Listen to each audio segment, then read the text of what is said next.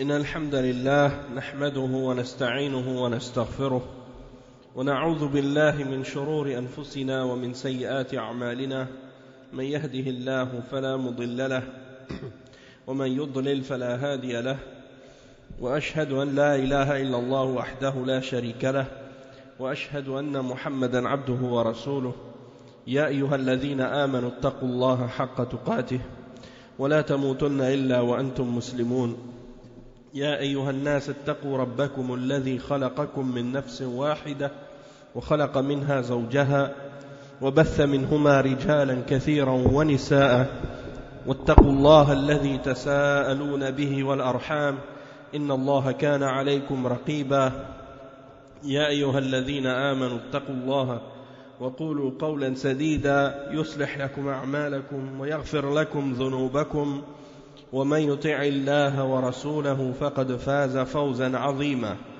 أما بعد إن خير الكلام كلام الله وخير الهدي هدي محمد صلى الله عليه وسلم وإن شر الأمور محدثاتها وكل محدثة بدعة وكل بدعة ضلالة وكل ضلالة في النار أما بعد.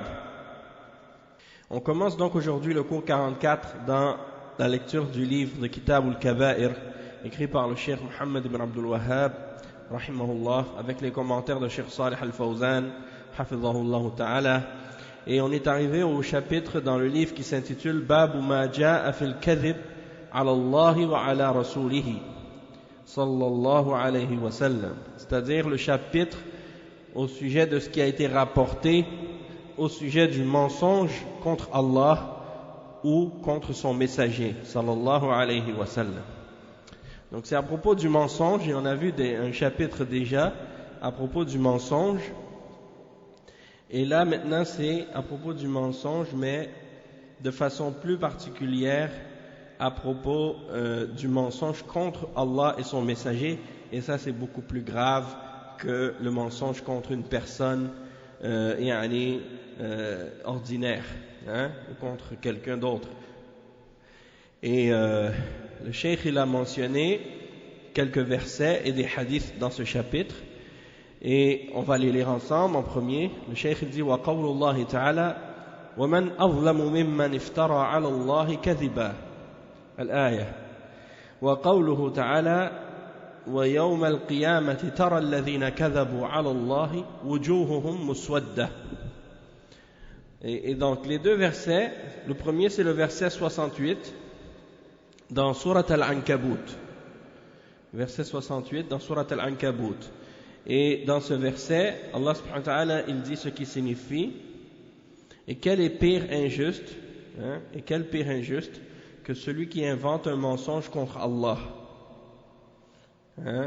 et la suite du verset dit que celui qui invente un mensonge contre Allah ou qui dément la vérité qui lui parvient.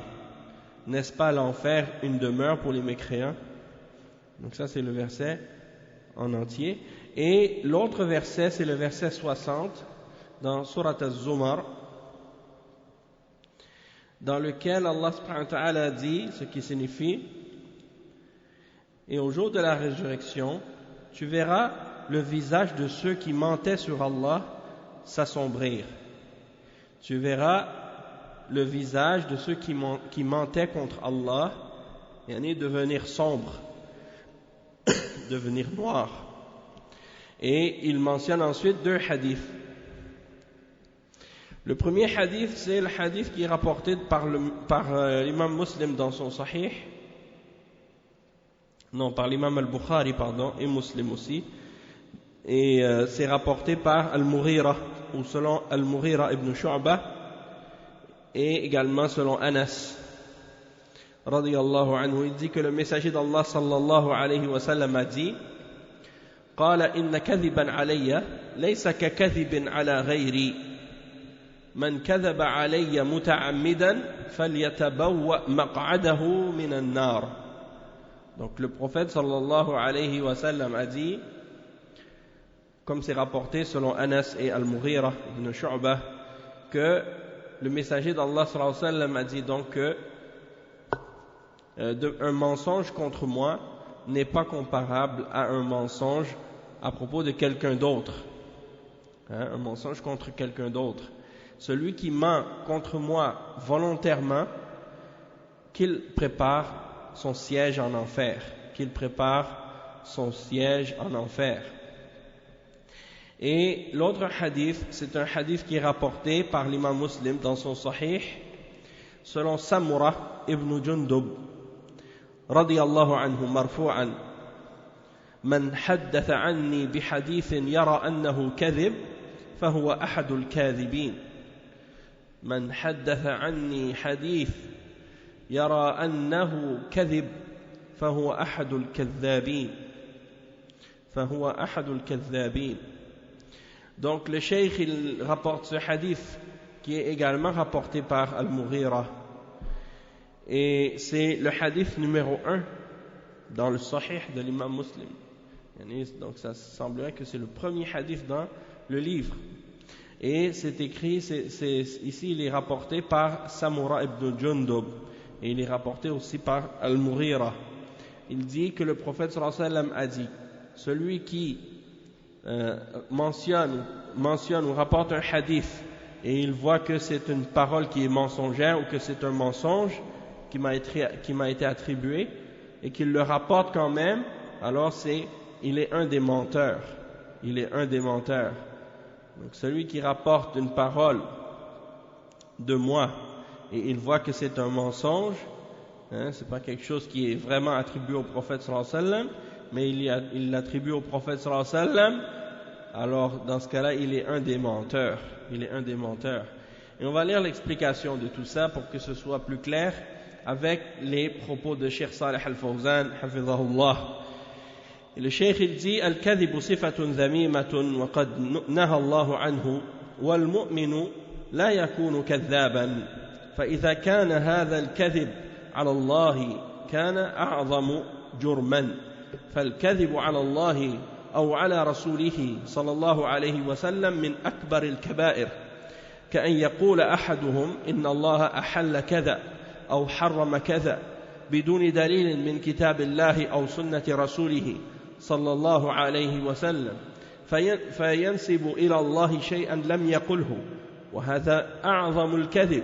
قال الله تعالى: ومن أظلم ممن افترى على الله كذبا، وقال: ولا تقولوا لما تصف ألسنتكم الكذب هذا حلال وهذا حرام لتفتروا على الله الكذب إن الذين يفترون على الله الكذب لا يفلحون متاع قليل ولهم عذاب أليم. وقال أيضا: إنما يفتري الكذب الذين لا يؤمنون بآيات الله. فالكذب على الله يتنافى مع الإيمان وهو أعظم أنواع الكذب. فمن الكذب على الله أن يخبر عن الله أمرا خلاف الواقع لغرض من الأغراض، إما لنيل شيء تطمع به نفسه أو نصرة لمذهبه أو رأيه، فهذا من أعظم الكذب لأنه من الافتراء على الله عز وجل، ثم يليه الكذب على الرسول صلى الله عليه وسلم، ثم الكذب على الناس. Donc le cheikh il dit: le mensonge est une caractéristique blâmable, c'est une caractéristique blâmable, et Allah subhanahu wa ta'ala l'a interdit. Et le croyant n'est pas menteur, le croyant n'est pas menteur, parce que il dit, si c'est un mensonge contre Allah subhanahu wa ta'ala, c'est encore plus grave comme crime, parce que le mensonge contre Allah ou contre son messager fait partie des plus grands parmi les grands péchés. C'est comme de dire à propos d'Allah qu'il a rendu quelque chose halal ou qu'il a rendu quelque chose haram, mais sans aucune preuve du livre d'Allah ou de la sunna de son messager sallallahu alayhi wa sallam, et il attribue cela, donc il attribue à Allah subhanahu wa ta'ala quelque chose que Allah n'a pas dit, et ça c'est parmi les plus graves mensonges. Et Allah subhanahu wa ta'ala il dit à ce sujet-là dans Surat Al-An'am, le verset 21, et qui est plus injuste que celui qui invente un mensonge contre Allah subhanahu wa ta'ala.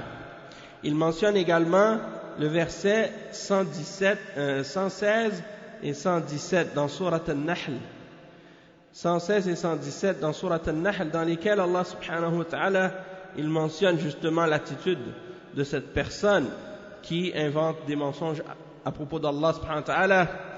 Il dit ce qui signifie: et ne dites pas conformément aux mensonges proférés par vos langues, ceci est halal et ceci est haram, pour forger le mensonge contre Allah.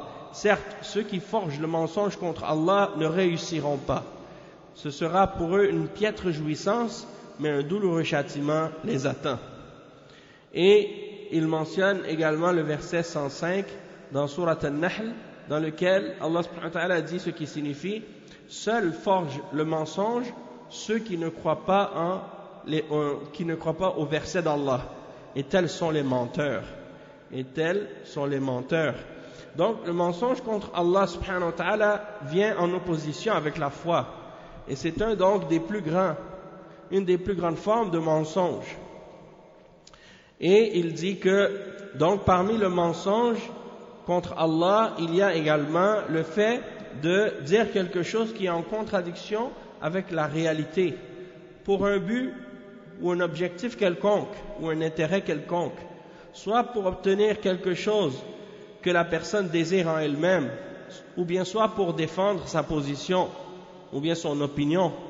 Alors elle invente un mensonge contre Allah subhanahu wa ta'ala, et elle dit qu'est-ce qui est contraire à la réalité, juste pour avoir raison.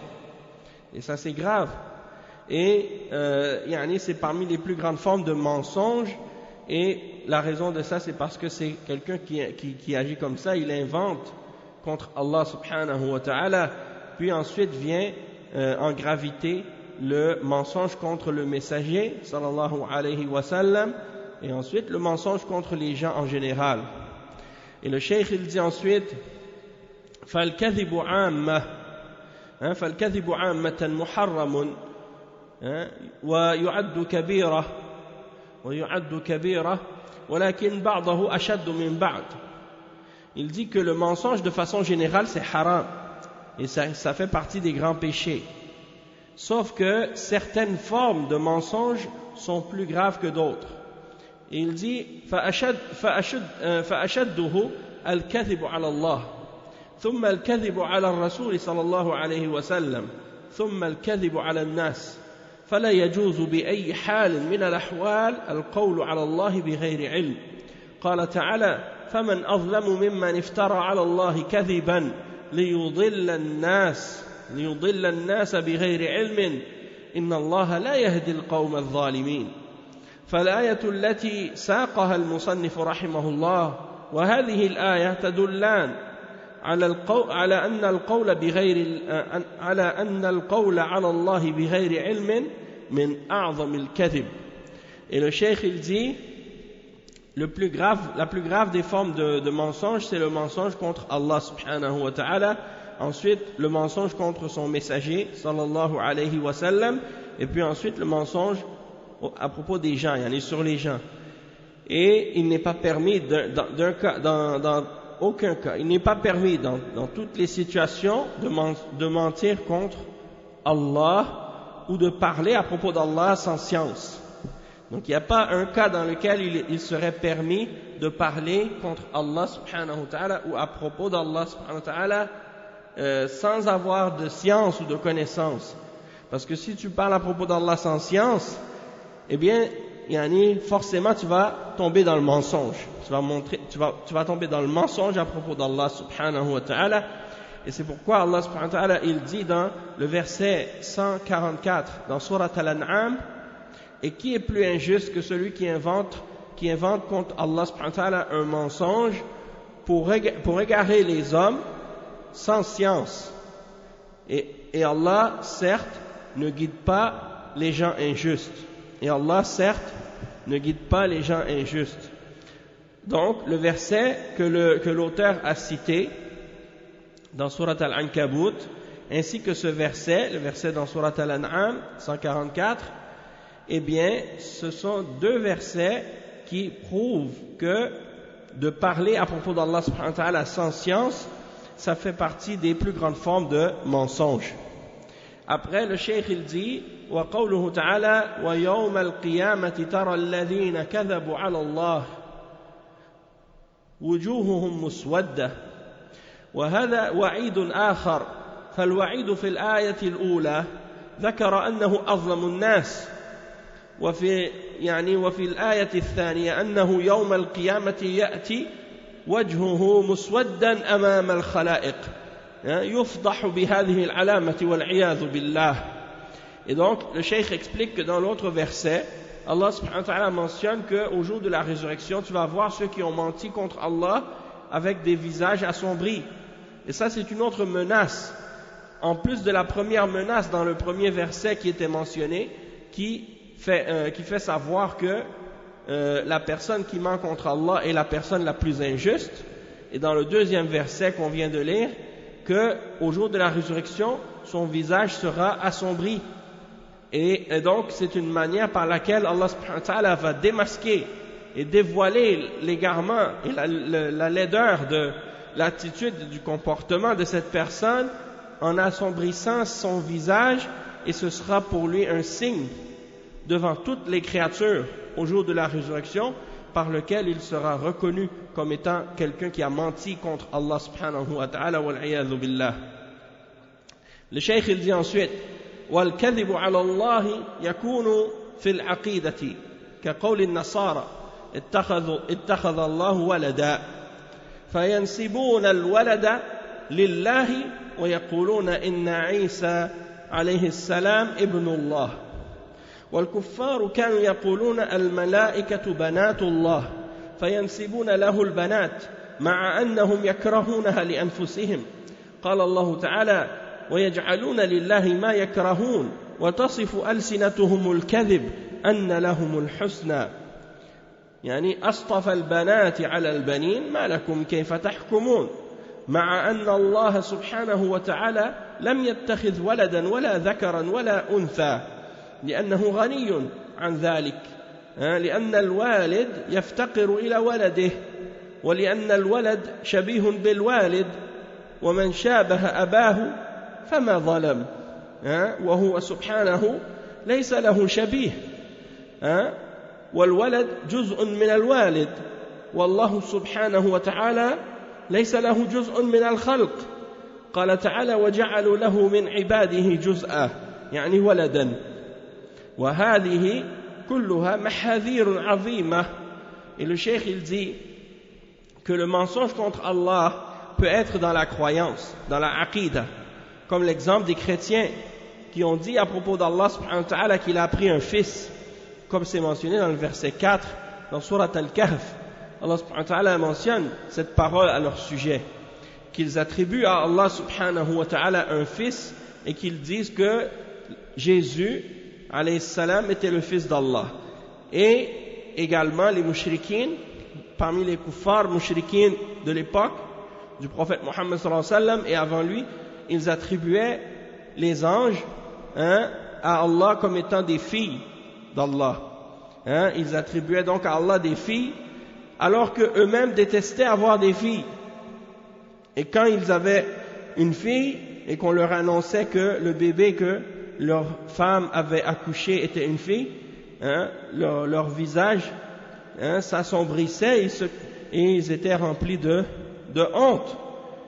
Et même qu'ils allaient jusqu'à parfois même enterrer vivante leur fille. Et l'islam est venu interdire ça et arrêter ces pratiques pré-islamiques. Et le cheikh il cite le verset 62 dans Surat Al-Nahl, dans lequel Allah subhanahu wa ta'ala dit ce qui signifie, et ils assignent à Allah ce qu'ils détestent pour eux-mêmes, et leur langue profère un mensonge quand ils disent que la plus belle récompense leur sera réservée. Ce feu sans nul doute qui leur sera réservé, c'est le feu sans nul doute qui leur sera réservé, et ils y seront envoyés les premiers. Donc ce qu'ils attribuaient à Allah et qu'ils le refusaient et qu'ils détestaient pour eux-mêmes, c'était des filles, des filles qu'ils attribuaient à Allah comme étant des anges, que les anges, ils disaient les anges c'est les filles d'Allah. Et c'est mentionné également dans Surat As-Saffat, dans le Coran. Allah subhanahu wa ta'ala il cite cet exemple dans le verset dans lequel il dit Astafa al-banati ala al-banin ma lakum kayfa tahkumun, c'est-à-dire aurait-il préféré ou choisi les filles sur les garçons, hein, qu'avez-vous, comment jugez-vous?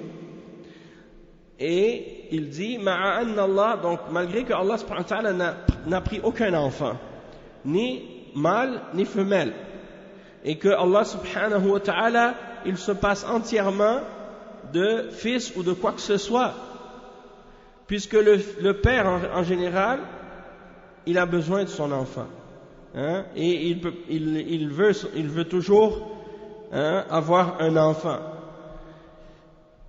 Et également le fils en général il ressemble à son père, et celui qui ressemble à son père il n'a pas fait d'injustice, comme on le dit dans le proverbe ou dans le poème arabe. Et Allah subhanahu wa ta'ala il n'a personne qui lui ressemble.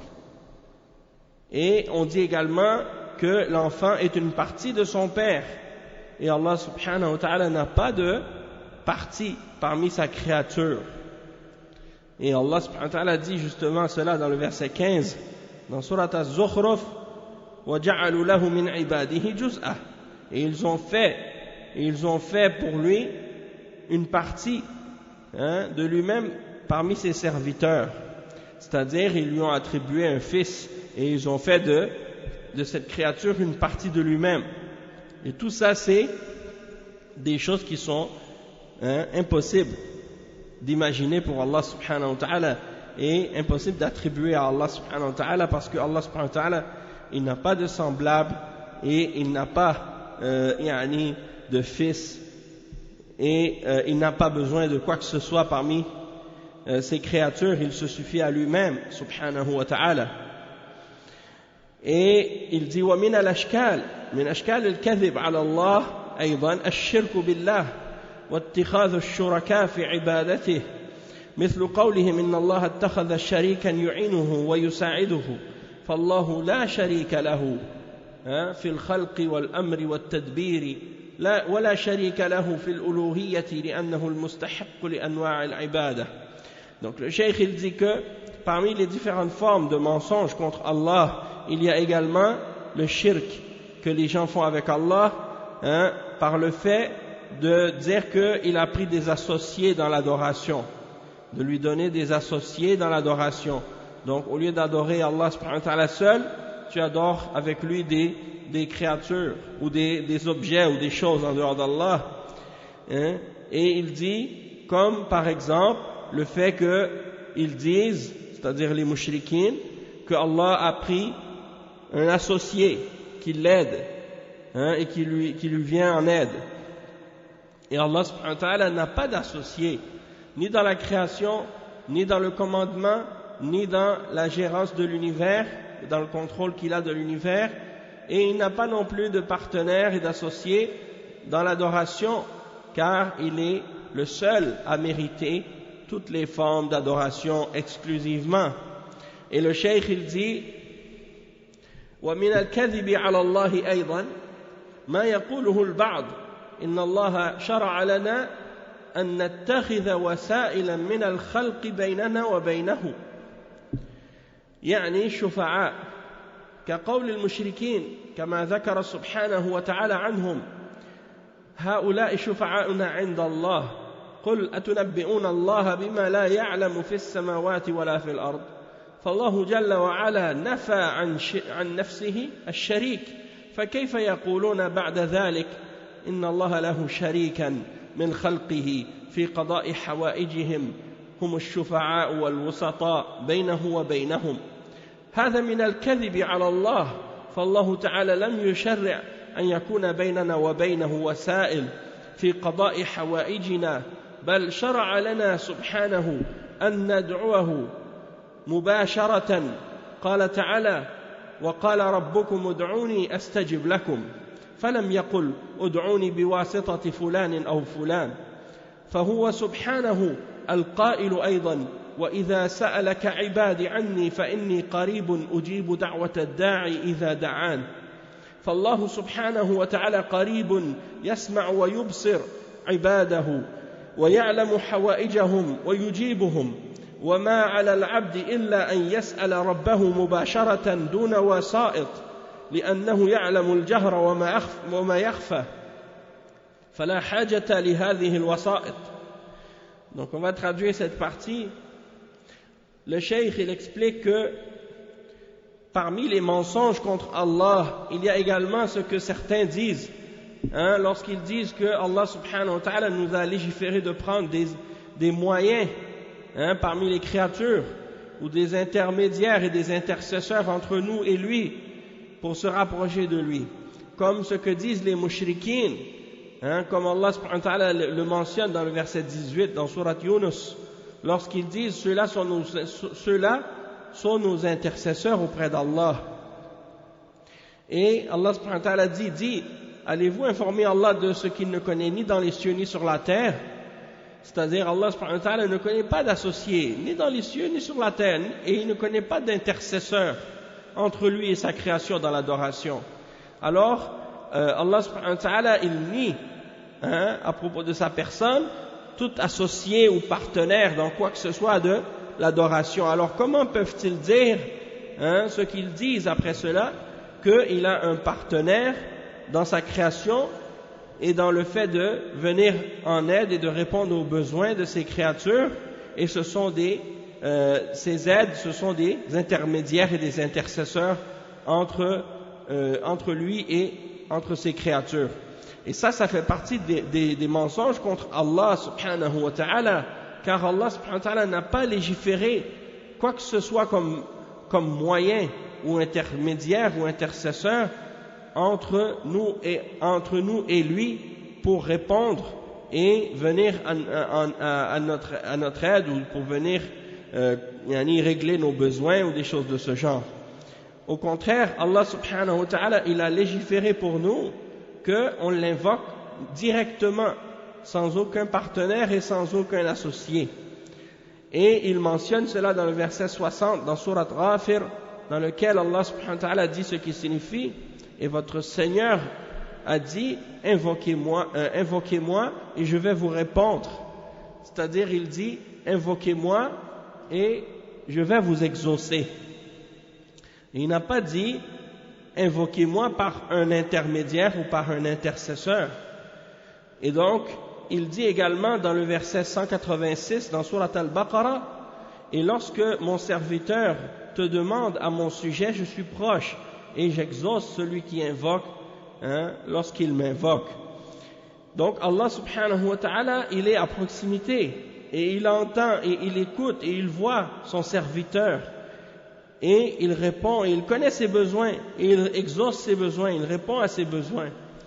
Et le serviteur n'a qu'à demander directement à Allah subhanahu wa ta'ala, sans aucun intercesseur, sans aucun intermédiaire. Il demande directement à Allah subhanahu wa ta'ala, et Allah subhanahu wa ta'ala lui répond.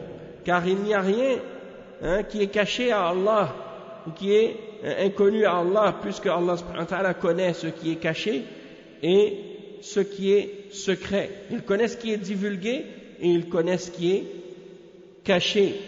Et donc il n'a aucun besoin d'intermédiaire ou d'intercesseur entre lui et sa création. Il dit le cheikh ensuite: لأن هذه إنما تكون عند الملوك في الدنيا والرؤساء الذين لا يعلمون إلا ما يبلغون من أمور الخلق والرعية فيحتاجون لمن يبلغهم. أما الله عز وجل فإنه غني عن ذلك، فهو سبحانه يخبر أنه ليس بحاجة إلى وسائط بينه وبين عباده. وهؤلاء يقولون لا بد من وسائط، لا بد من الوسائط، ويستدلون بقوله تعالى: وابتغوا إليه الوسيلة. والوسيلة إنما هو العمل الصالح وليست الأشخاص، أي توسلوا إليه بالأعمال الصالحة لا بالأشخاص.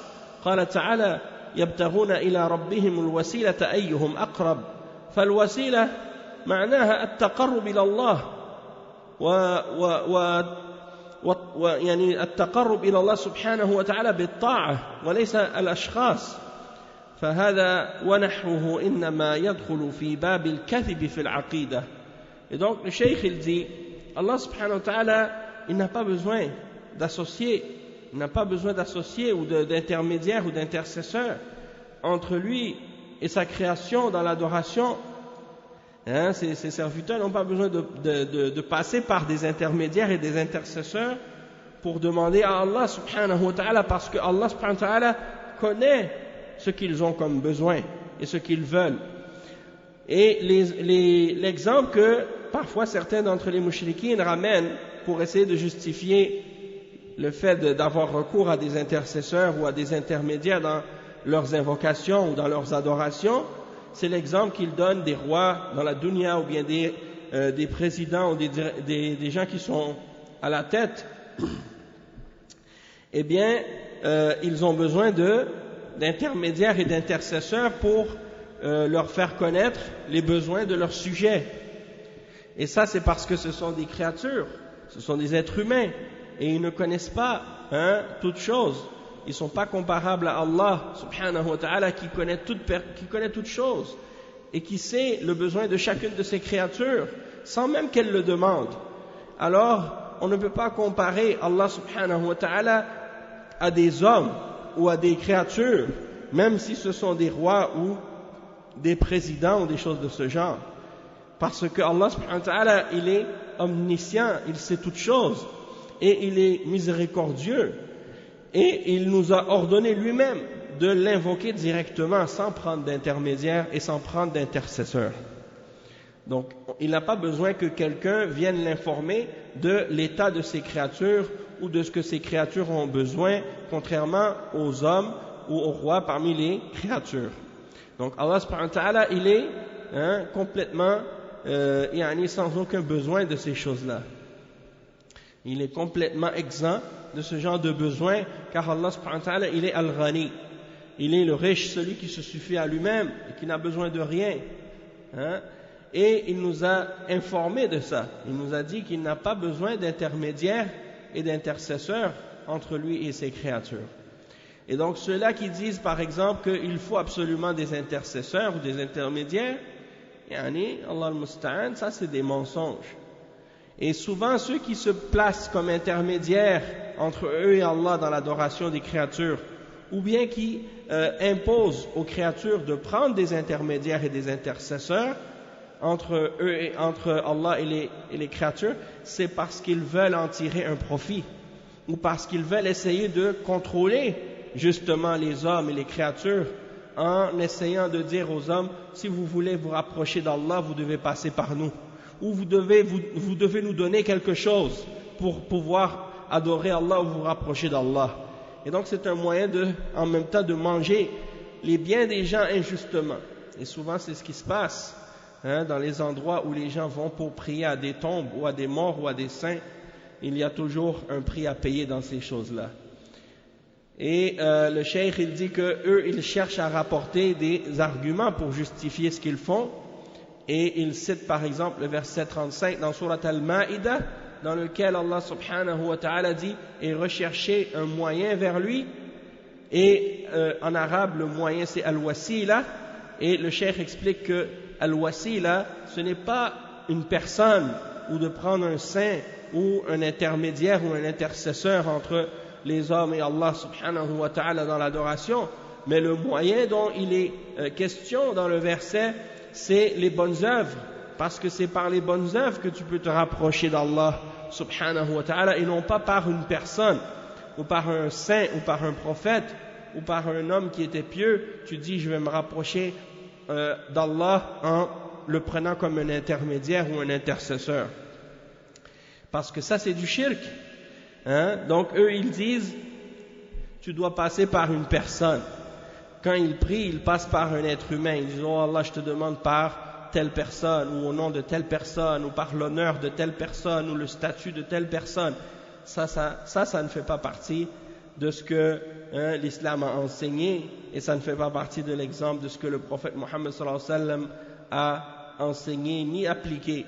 Et au contraire, ça fait partie des innovations. Tandis que ceux qui demandent directement aux morts de prier pour eux ou de demander à Allah pour eux, ou qui demandent aux morts de les exaucer, ça c'est du shirk akbar qui fait sortir même de l'islam. Wal'iyadhu billah. Et donc, quand tu veux te rapprocher d'Allah et que tu cherches un moyen vers Allah, c'est en faisant des bonnes œuvres et non pas en demandant à des créatures ou en passant par des créatures ou des personnes. Il y a également un autre verset, le verset 57, dans lequel Allah subhanahu wa ta'ala il dit, dans Surat Al-Isra, يَبْتَغُونَ إِلَى رَبِّهِمُ الْوَسِيلَةَ أَيُّهُمْ أَقْرَبُ.